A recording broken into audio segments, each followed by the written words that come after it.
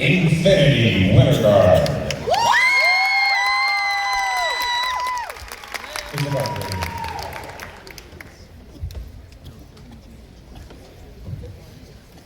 I'm not the only kid who grew up this way.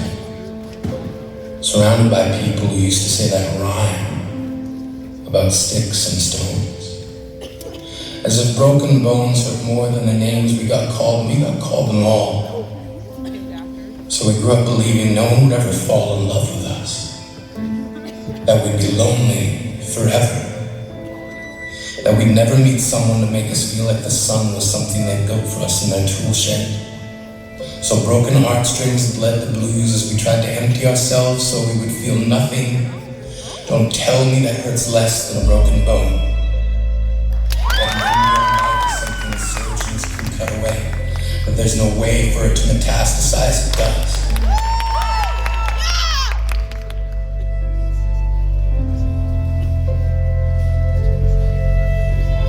She was 8 years old. Our first day of grade 3 when she got called ugly. They taped a sign on the front of her desk that read, "Beware of dog." To this day, despite a loving husband, she doesn't think she's beautiful because of a birthmark that takes up a little less than half her face. Kids used to say she looks like a wrong answer that someone tried to erase but couldn't quite get the job done. And they'll never understand that she's raising 2 kids whose definition of beauty begins with the word mom.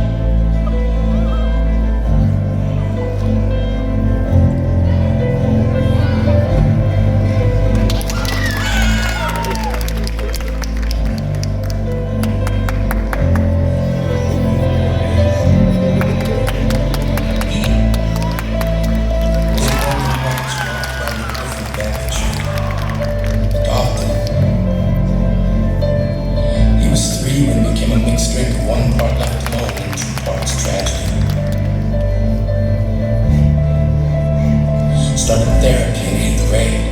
Had a personality made of tests and pills.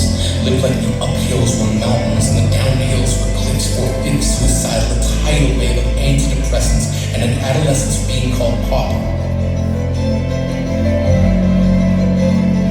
He tried to kill himself in grade 10. A kid who could still go home to mom and dad had the audacity to tell him, "Get over it."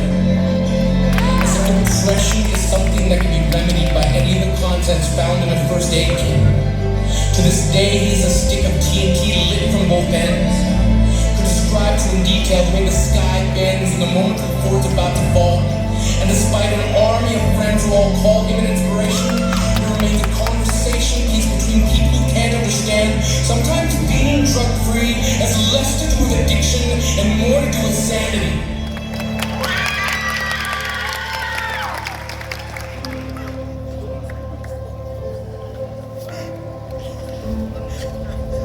We weren't the only kids who grew up this way.